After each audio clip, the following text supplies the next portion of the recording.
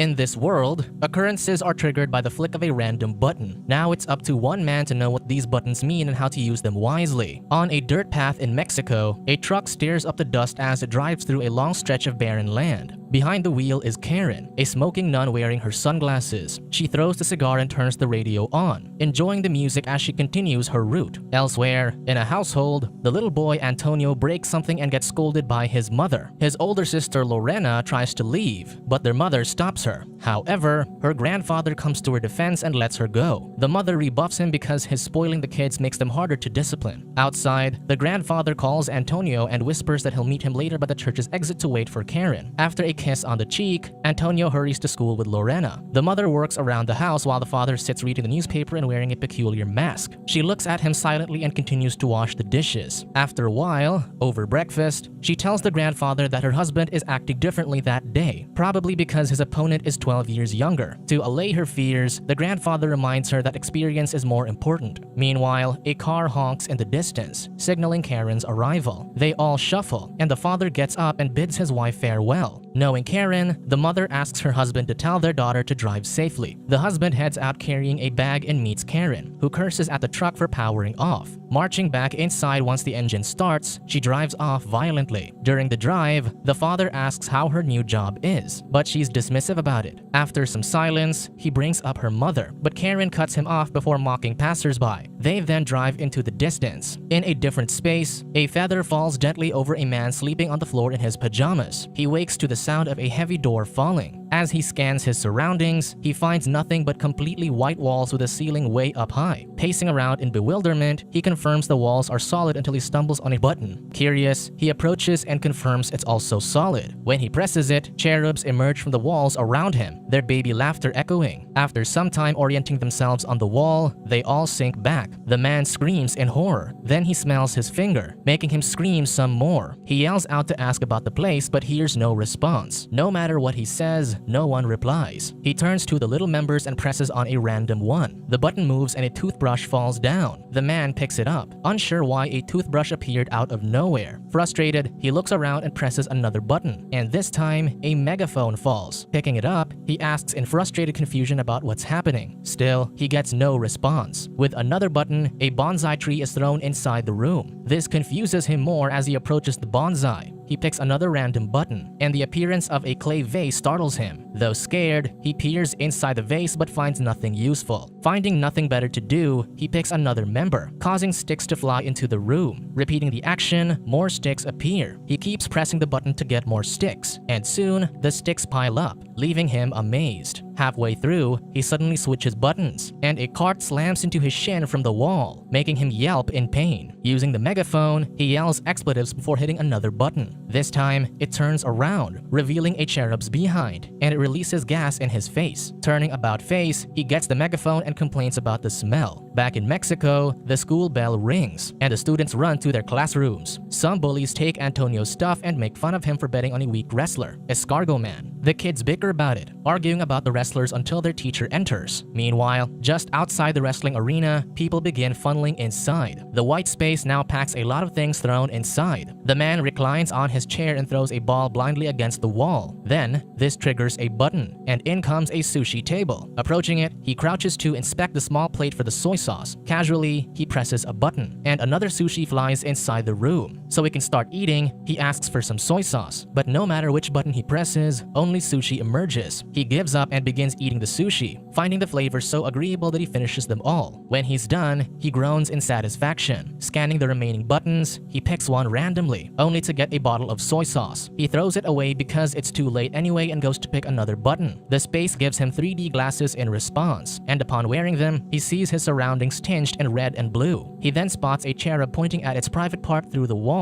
Thinking it's his exit, he screams in delight and presses it. Instead, the room darkens, and a countdown begins. Panicking, he presses it repeatedly, but the rest of the buttons disappear into the wall. As the countdown nears 0, he scrambles to the middle of the room and finds a huge cherub's backside hovering. Despite his pleas, the countdown reaches 0, and he's hit with a blast of smelly gas. In the wrestling arena, the father walks to the locker room and looks at his family picture. He stands there for a while before changing his clothes to become the wrestler, Escargot Man. In their house, his wife sits on her rocking chair as she sews and looks anxiously at the clock. To keep himself entertained, the man in the white room starts reading manga. After finishing the 5th volume, he asks for the 6th but gets all other volumes except for it. Crawling around, he accidentally pushes a button that reveals a door at the far end of the room. It doesn't catch his attention at first until the realization dawns on him. Knowing it's his exit, he looks for the button that triggered it, but he doesn't remember which. He picks random buttons. Then he sees a random tribesman and gets hit in the head by a stream of water. Finally, he finds the right button and screams in victory. But he discovers that the button resets and the door disappears. He tries a few more times again, but each time he doesn't reach the door in time. Using his wit, he decides to be resourceful and uses a fly swatter, jump rope, and a fan, but all are futile. Huffing frustratedly, he lies on the cart, presses the button, and pushes himself away, but he just wanders aimlessly. His next attempt only brings out the tribesman. Giving up on the cart, he instead observes what happens when he presses the door button. Learning how it resets, he decides to use the vase to pin it down. However, even with the vase's weight, the button still resets. Thinking the vase isn't heavy enough, he decides to fill it with a water stream and pushes the button for that. However, when he executes his plan, he realizes he can't bring the stream to land inside the vase's mouth. The other methods he tries to bring the water are inefficient too, causing him to abandon the idea. In the arena, the father prays to a religious statue. His daughter, Karen, also kneels in solemn prayer inside the church. The church bell tolls, with Antonio and his grandfather sitting outside, waiting for Karen. Soon, Karen arrives to pick them up before driving off hurriedly. The father finishes donning his costume when he's told the event is about to start. Karen, still driving, honks to speed people up while shouting expletives and getting irritated at other drivers. In the white room, the man discovers he can make the vase heavy by filling it to the brim with sushi. Realizing it's too heavy, he tries pulling some sushi out,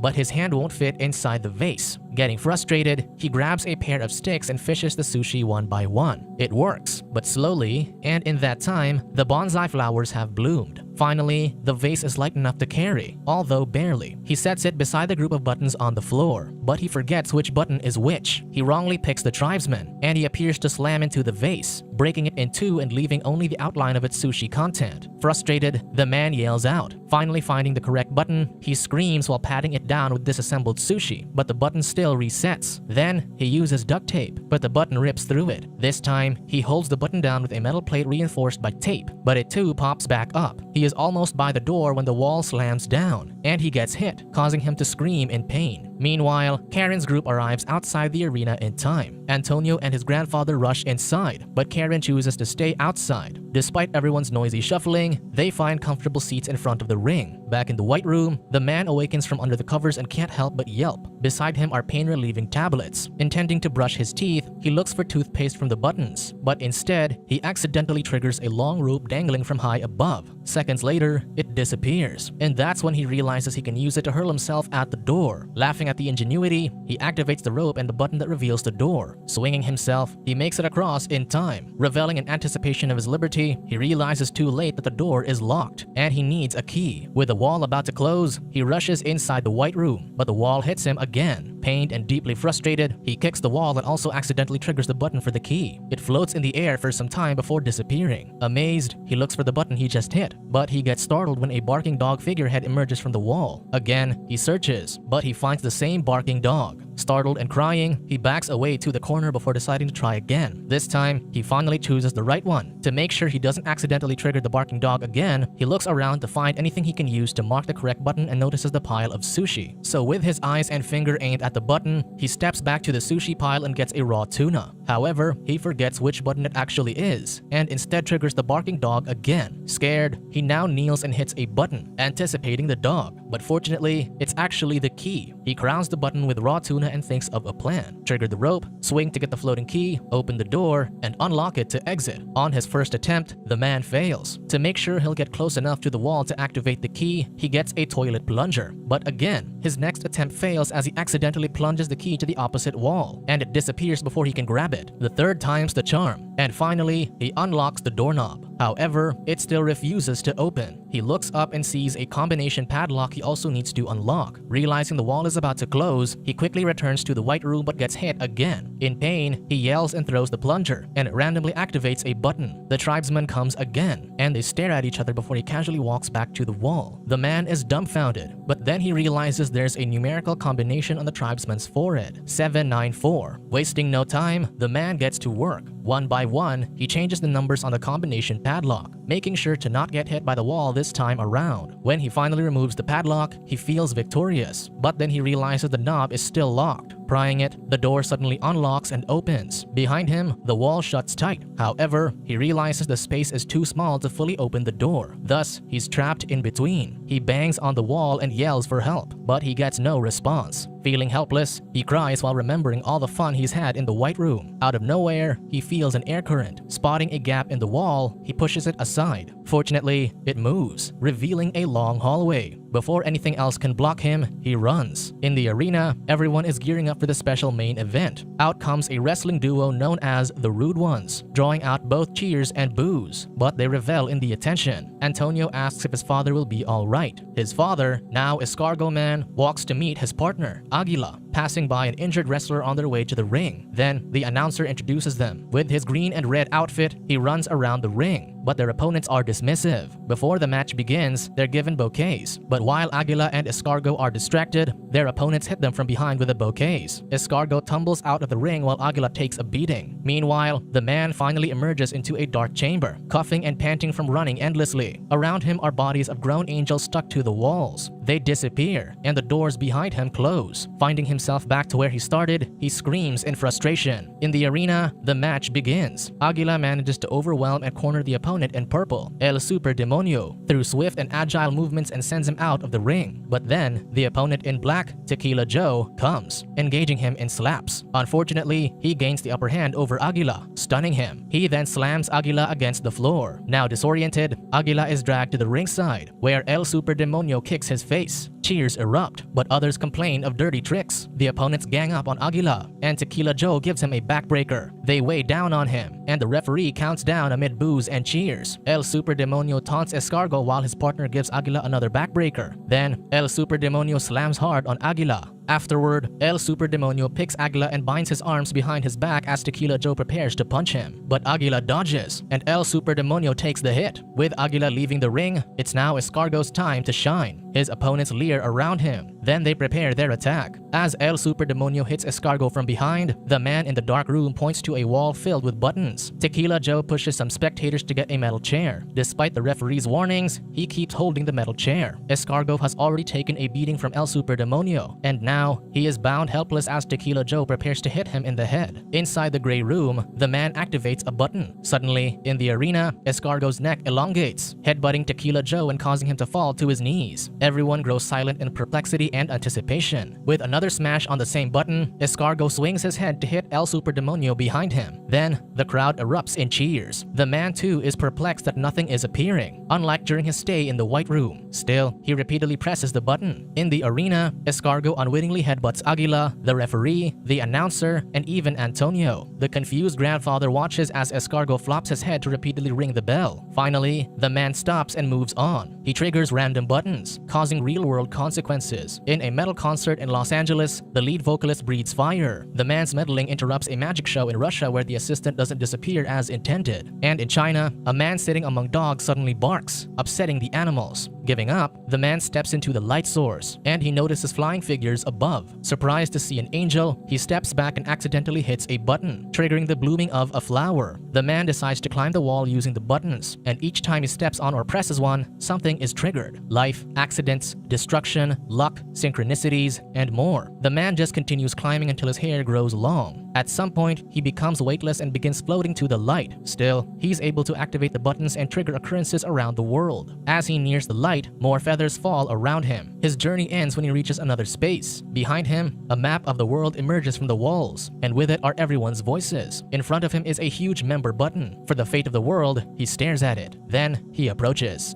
Subscribe to watch more videos like this. Turn on notifications.